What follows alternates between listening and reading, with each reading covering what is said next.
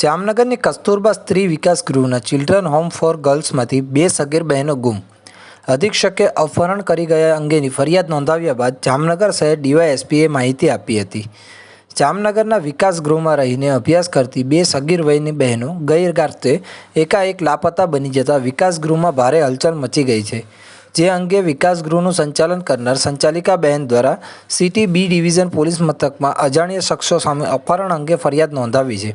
આ બાબતની વિગત એવી છે કે જામનગરમાં કસ્તુરબા સ્ત્રી વિકાસ ગૃહમાં ચિલ્ડ્રન ફોર ગર્લ્સ વિભાગમાં રહીને અભ્યાસ કરતી 14 વર્ષ અને 17 વર્ષની વયની 2 સગીર બહેનો કે તેઓ ગઈ રાત્રિ દરમિયાન વિકાસ ગૃહમાંથી ભેદી સંજોગોમાં લાપતા બની જતા વિકાસ ગૃહ વર્તુળમાં ભારે હલચલ મચી ગઈ હતી અને ટ્રસ્ટી સહિતના હોદ્દેદારોમાં ભારે દોડધામ થઈ હતી.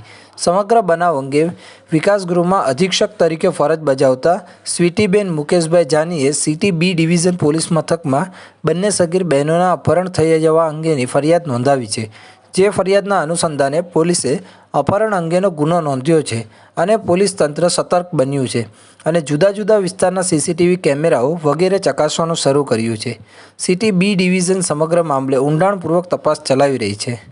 જામનગરના city B division police station વિસ્તારમાં આવેલા કસ્તુરબા સ્ત્રી વિકાસ ગૃહમાં 2 સગી બહેનો છે. એકની ઉંમર 17 વર્ષની છે, જ્યારે બીજી નાની બહેન છે 14 વર્ષ ઉંમરની છે. એ બંને બહેનો છેલ્લા 2 દિવસથી ત્યાં બાળ વિકાસ ગૃહમાં મળી આવેલ ન હોય જે બાબતની ફરિયાદ તેના ગૃહમાતા તેમજ તેના જે ગૃહના સંચાલક છે, અધિક્ષક છે, ગૃહ અધિક્ષક દ્વારા city B division police station વિસ્તારમાં નોંધાયેલ.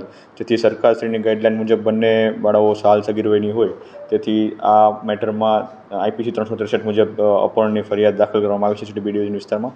તેમજ હાલ બંને બાળકીઓને શોધવા માટેની તપાસ ચાલુ છે. હર્ષલ ખંડેરિયા, તન્ના સમાચાર, જામનગર.